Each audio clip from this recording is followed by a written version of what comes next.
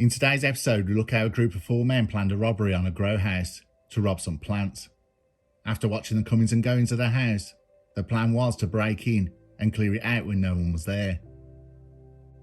It would end in brutal murder, an investigation that would involve over 50 investigating officers. It would also become one of the UK's most controversial cases. We look at the case, the police investigation, the trial, and the aftermath.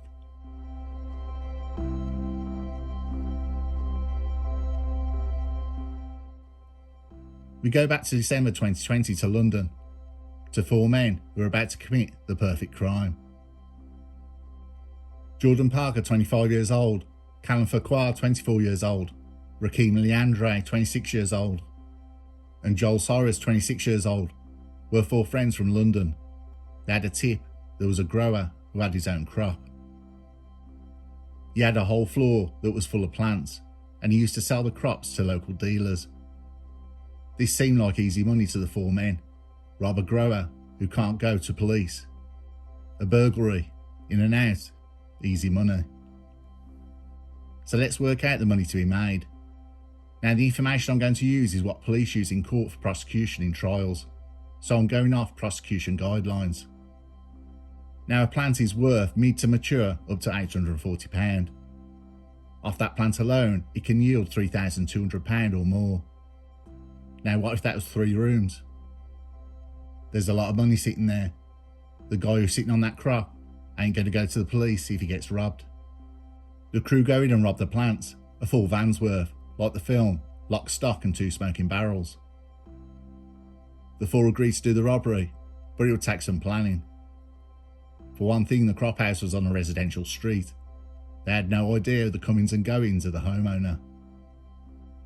If they could get a time he wasn't there, it would work massively to the crew's advantage, a perfect crime, which would never be reported. An evening raid would seem the best bet. Now, what was clocked by the crew, there is a lot of days the man who owns the grow house is not there, and that is on certain days in the evenings. After establishing a pattern, they had the day and time they would strike to get the crops. But the information the crew had was not exactly right. In fact, nearly all the information the crew had been given was wrong.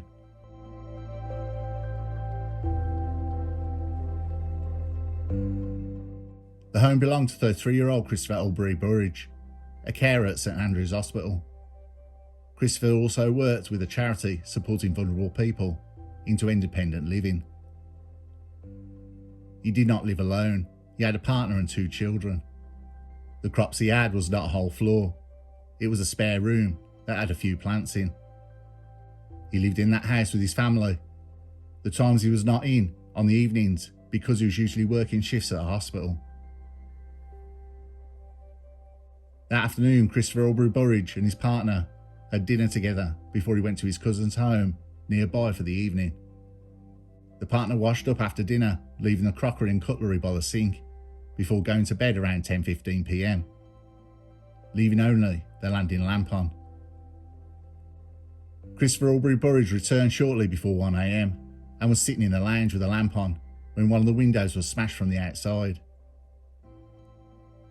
This was done to distract the occupant, while the others jumped the fence and went round the back to the kitchen door.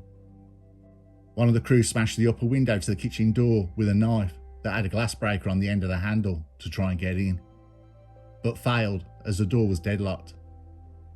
Christopher Albury Burridge went to the back door and started throwing whatever came to hand at the intruders, which was washed up crockery and cutlery, as well as a plastic drainer.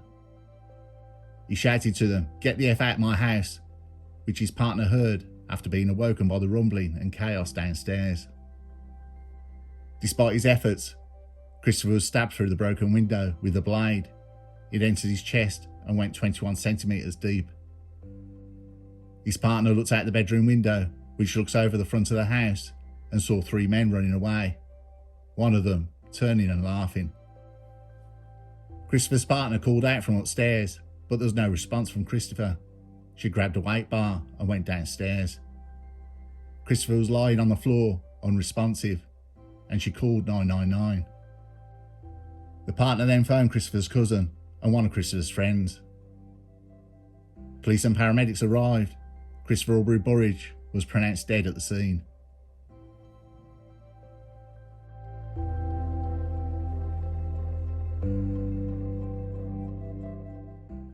A murder investigation was opened by police.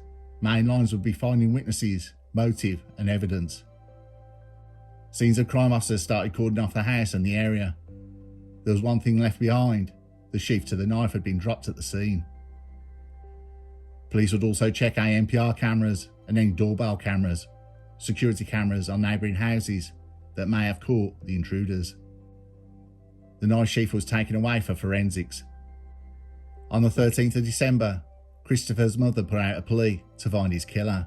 As a family, we are devastated by the loss of Christopher. His career was spent serving and caring for others. In these difficult times that everyone is facing, we ask the general public to please help bring his killer to justice. Please look around you and find it in your hearts to help stop his killer from robbing another person of their life. Please assist us and Northamptonshire Police to find his killer. Police said the inquiry was fast-paced and they are following a number of lines of inquiry and received excellent support from the public living in the area. Over 50 detectives from police's Special Operations Unit were going door to door and looking through hours of footage of CCTV. What was known almost immediately that it was not a burglary gone wrong, it was a drugs raid. Christopher was not a dealer. The plants were for his own use. The plants Christopher had were so few. If he was arrested with them when he was alive, he could easily have said it was for personal use. There was not enough for a conviction of intent to supply. Meaning there was fewer than 8 plants. 9 or more is considered a domestic operation. So police had worked out that the robbers were working on false or incorrect information, believing there was more. ANPR cameras would show the way for police. Now with triangulating the phone signal, the car and its direction with the cameras, police would make a breakthrough the same day as Christopher's mother's appeal. The next day, on December the 14th, Joel Cyrus and Callum Farquhar were arrested. Jordan Park was arrested 2 days later with flight tickets to Antigua, and Leandre was arrested the following day. Cyrus admitted to the police going to the house with Parker and 2 unnamed men, but Cyrus said he did not go round the back of the house as he could not get over the gate due to a knee injury. And he ran away when the others came back saying someone was there. Jordan Parker then told Cyrus he stabbed the occupant, but he would not let anyone go down for what he did. Parker only told police the sheath must have been moved and planted at the scene, and the flights he had were legitimate, not a getaway. He would soon admit guilt due to the overwhelming evidence and admitted the stabbing, but he said it was an accident as he tried to get away from the house. All 4 men were charged and remanded into custody.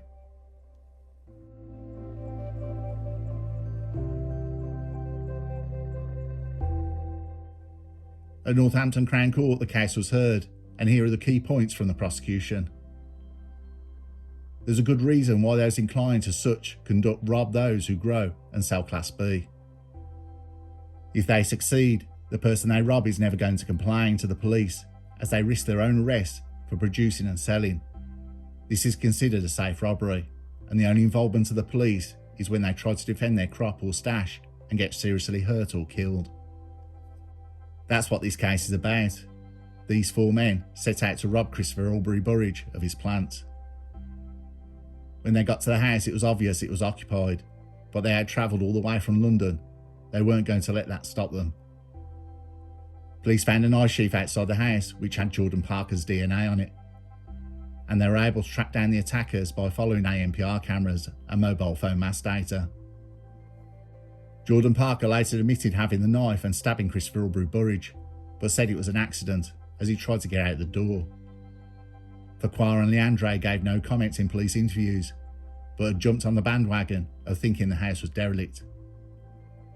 But the prosecutor said this was nonsense, as it would have been obvious to anyone that the house was occupied. When these 4 attacked, they knew perfectly well it was occupied, and they knew they would need to use force to rob the plants, the prosecution told the jury.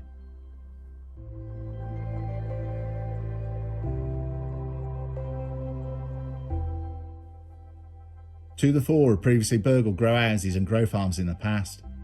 Joel Cyrus and Callum Farquhar, both from London, had robbed properties in Kettering, Rushden and Wellingborough in the months prior to the last raid on Christopher Albury Burridge. Farquhar told Cyrus his dealer had offered him the chance to steal grows from unoccupied properties. Cyrus asked if he needed any help, as he thought it would be harmless, but purely as a driver, as he would not be getting out his car or breaking in anywhere. The first place they would raid, no one was there, and they drove there during the night.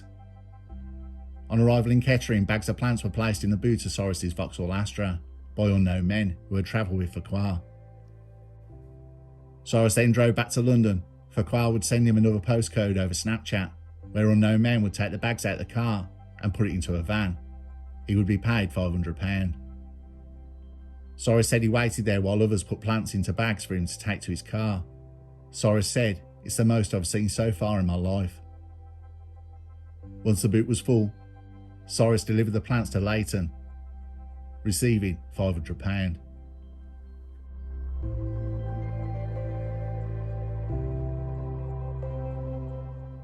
Under joint enterprise, 3 of the men were sentenced. Jordan Parker, 26 years old, was sentenced to life imprisonment with a minimum term of 26 years. He was also given 15 years for conspiracy to rob and 22 months for having admitted possession of an offensive weapon in relation to the knife used. Callum Farquhar, 24 years old, was jailed for life for murder. He is to serve at least 26 years in prison and 17 years and 6 months for conspiracy to rob and possession of an offensive weapon. The term is to run concurrently. Rakeem Leandre, 26 years old, was sentenced to life with a minimum term of 26 years for murder, and a further 17 years and 6 months for the same offences as Farquhar, to run concurrently. Joel Cyrus, 26 years old, was jailed for 14 years for manslaughter.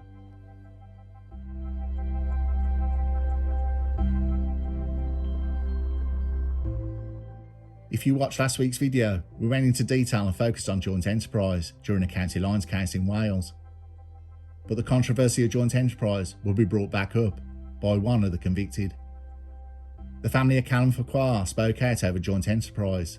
The family detailed Callum's life growing up and how he had autism, and that it was not revealed to the court. He'd been friends with the 3 others for many years. During lockdown, the family spoke of how he got involved in the previous burglaries at grow houses. Then the night of the robbery that ended in murder, they drove the 73-mile trip on that evening. Callum was the driver. Callum remained in the car when the robbery took place with 3 individuals. The 4 agreed to rob the house, but it was not known one of the group would attack and kill Chris Burridge. Callum said he drove there and waited in the car. He was given the sentence of murder for being the driver. Callum was sentenced under the controversial joint enterprise, where everyone involved in the crime is equally guilty. Callum said in 2022 the prosecution was allowed by the court to apply for joint enterprise without proving I abetted, counselled or procured in the commission of murder. I think the entire joint enterprise law should be scrapped. I was given more years than I've been alive for something I didn't intend or didn't commit, didn't see, didn't have any knowledge of and wasn't present for.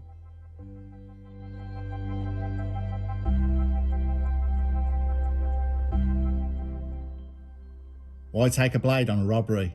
The defence for the 4 argued it had a glass breaker on the back. This makes no sense when they already lobbed a brick through the front window. The attack was a shock attack to distract Christopher, while the others gained entry to the back of the house, jumping the fence and smashing the door window. The case of joint enterprise is a case where I see good points and bad. Being a lesser accessory to a crime and being sentenced to a more severe crime that you had no part of, because this piece of law could be played to get more convictions. But is this right? It's a very controversial law of deterrent from committing crime in the first place. Rakeem Leandre a few months before had been kicking off where he lived with a machete, waving it around after pulling it from his pants. His neighbours were in constant fear of him and his crew he hung with. Neighbours phoned the police on him and amazingly he was back home later that evening. Why was he not locked up? This is a case which has caused me to pause and really think. In fact, this case, I wrote the script and then left it. It affected me that much, it put me in a dark place, so I shelved it. So why? This has happened in a few cases, some after writing the script I won't go back to. Writing the script put me in the shoes of Christopher, fighting with everything he had to protect his family and stop the intruders. You can't help but be affected by the absolute senseless loss of life. Christopher's whole life had been helping people. Going through the documents to this left me emotionally drained. The murder of Christopher Aubrey Burridge was swift and brutal. Christopher's final moments must have been terrifying. Christopher was not a dealer. How the wrong info got back to the raiders, or that he had plants to begin with, has never been known. A man who cares so much for others had his life taken for growing a few plants.